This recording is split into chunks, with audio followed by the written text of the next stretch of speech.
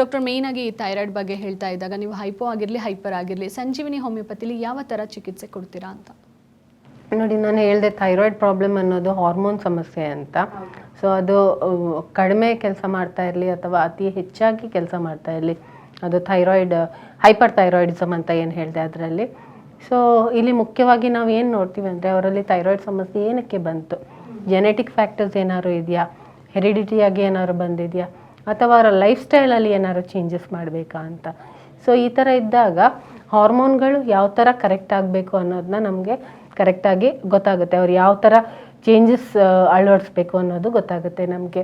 And ನಾವು treatment ಕೊಡುವಾಗ ಅವರ TSH ಲೆವೆಲ್ನ ಮಾತ್ರ ಕಂಟ್ರೋಲ್ ಮಾಡಲಿಕ್ಕೆ ಕೊಡೋದಲ್ಲ, ಅವರ ಥೈರಾಯ್ಡ್ ಗ್ರಂಥಿಯ ಚಟುವಟಿಕೆ ಏನಿದೆ, ಆ್ಯಕ್ಟಿವಿಟಿ ಏನಿದೆ ಅಥವಾ ಫಂಕ್ಷನಿಂಗ್ ಏನಿದೆ ಅದು ನಾರ್ಮಲೈಸ್ ಆಗಲಿಕ್ಕೆ ಟ್ರೀಟ್ಮೆಂಟ್ ಕೊಡ್ತಾ ಬರ್ತೀವಿ.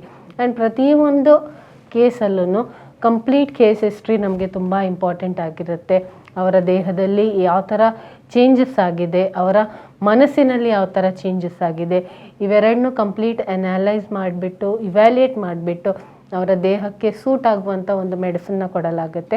ಹಾಗಾಗಿ ಇದೊಂದು ಕಂಪ್ಲೀಟ್ ಟ್ರೀಟ್ಮೆಂಟ್ ಅಂತಲೇ ಹೇಳ್ಬಹುದು. ಈ ಇನ್ಫರ್ಟಿಲಿಟಿ ಆಗೋದಕ್ಕೆ ಮುಖ್ಯ ಕಾರಣಗಳು ಅನ್ನೋದಾದರೆ PCOD, ಥೈರಾಯ್ಡ್ ಅಂತ ಹೇಳಿದ್ರಿ, ಅದ್ರ ಜೊತೆಗೆ ಟ್ಯೂಬಲ್ ಬ್ಲಾಕ್ ಅಂತ ಕೂಡ ಯೂಸ್ ಮಾಡಿದ್ರಿ. ಈ ಟ್ಯೂಬಲ್ ಬ್ಲಾಕ್ ಅಂದರೆ ಏನು?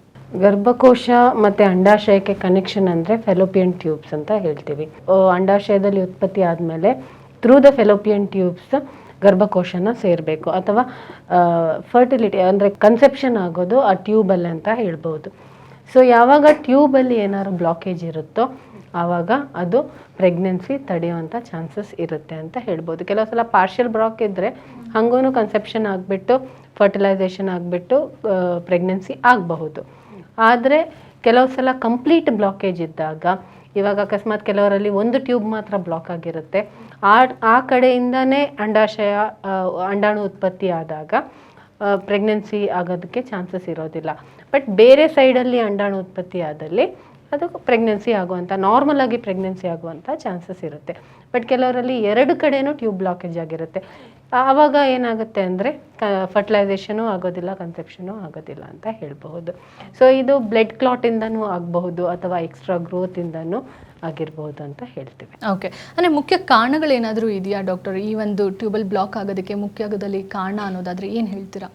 ನೋಡಿ, ಎಷ್ಟೊಂದು ಕೇಸಸಲ್ಲಿ ಕೆಲವು ಪ್ರೊಸೀಜರ್ಸ್ ಮಾಡಿರ್ತಾರೆ ಗರ್ಭಕೋಶದಲ್ಲಿ, ಅದರಿಂದ ಬ್ಲಡ್ ಕ್ಲಾಟ್ ಹೋಗಿಬಿಟ್ಟು ಟ್ಯೂಬನ್ನು ಸೇರ್ಬೋದು, ಅದರಿಂದ ಬ್ಲಾಕೇಜ್ ಆಗಿರಬಹುದು. ಕೆಲವರಿಗೆ ಅಬ್ಡಾಮಿನಲ್ TB ಬಂದಿರುತ್ತೆ, ಸೊ ಅದರಿಂದ ಟ್ಯೂಬ್ ಬ್ಲಾಕೇಜ್ ಆಗಿರಬಹುದು.